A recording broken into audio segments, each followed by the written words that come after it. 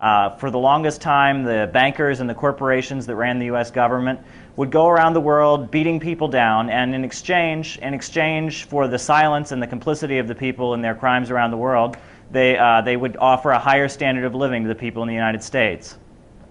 But now we're seeing that that high standard of living, that so-called American dream, is no longer in existence. And now the only hope for millions and millions of people in the United States is to fight against the bankers and the corporations. And so mass demonstrations. It actually began in Michigan, the fight against foreclosures. There was an organization called Moratorium Now that began in Michigan, and it soon spread throughout the country, demanding that, you know, the right of people to stay in their homes trump the right of banks to continue making profits. That a lot of reports have been saying, is it going to be helpful? Has it helped? How should we view it?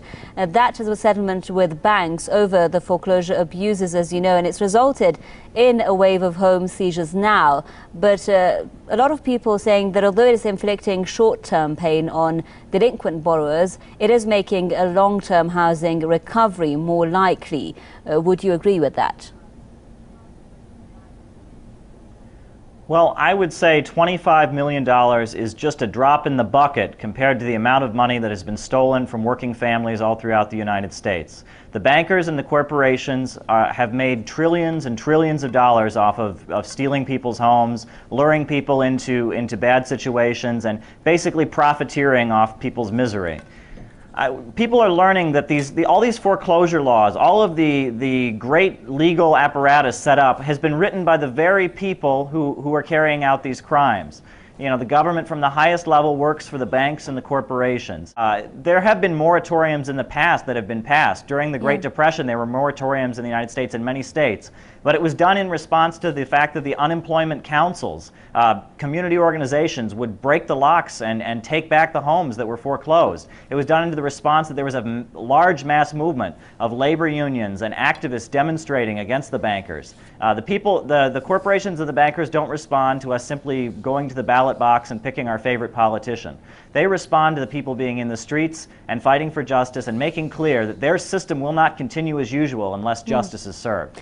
Well, back when he says no action, no matter how meaningful, is going to by itself entirely heal the housing market, he said that the settlement we talked about is a start. We're going to make sure that the banks live up to their end of the bargain. So are banks, however, paying their fair share? Or is this just something that Obama has said but has not lived up to, Caleb?